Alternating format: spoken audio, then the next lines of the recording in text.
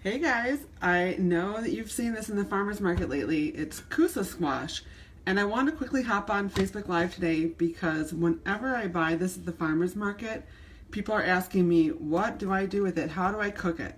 So today I want to show you quickly my family's recipe, which is already on thelemonbowl.com. But more importantly, I want to show you how it's prepared and how we core the squash and then stuff it. So it's really easy, and I'll just do a quick little visual to show you guys. So first things first, you want to just remove the tip of the squash, and then you're good to start. And what we're going to end up with is a fully cored squash right here. And then the key is to use one of these cores to get out the filling. And if you don't have one, I'll leave a link on Amazon.com where you can easily get one, but they're great to have around, and they come in a variety of shapes and sizes because, as you know, squash comes in a variety of shapes and sizes, and that way you can fully core the inside to stuff without breaking any of the outside. So to get started, you just want to get in there and carefully move it around, and then it comes out like this. And then I have a little bowl over here where I remove the inside. And then I just keep going so that as much as the filling is removed as possible, but I like to leave a little bit on the outside so that it doesn't break through. Now it takes a little bit of time, but Kusa season only comes once a year, at least here in Michigan in July. And while you can definitely freeze stuffed prepared squash, you can't obviously freeze it in raw form. So I like to core and stuff as much of it as possible so that I can freeze it.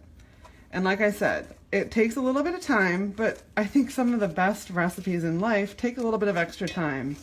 And sometimes it's a little bit therapeutic to take time to prepare food.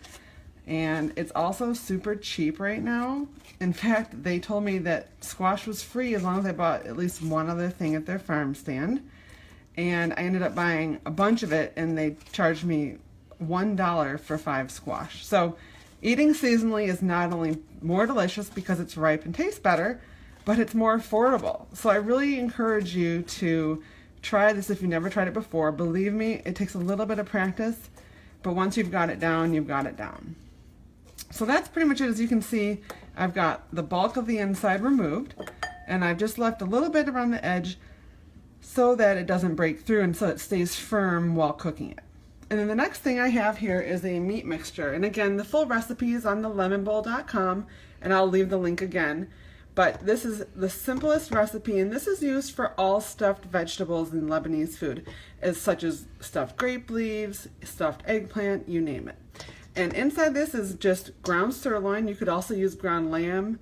You could use ground turkey, whatever you want, but we typically use ground sirloin. I wouldn't recommend ground chuck because the high fat content is not ideal for this preparation. And then for every 1 pound of meat, you do 1/2 a cup of white rice, long grain enriched, Uncle Ben's good old fashioned. And then in this I've got I'm doing quite a big batch for Sunday dinner tonight because we're having about 10 people over. So I've got about 6 cloves of garlic, but I would say about 3 cloves of garlic per pound of meat. And I'll show you real quickly what I use is a microplane. And this way when you grate the garlic, it becomes fully grated and essentially disintegrates right into the meat. And that way you don't have to worry with chopping garlic with a cutting board or a knife. And it makes it really super fine for this type of method. Great for meatballs, anything like that. Salad dressings, you name it.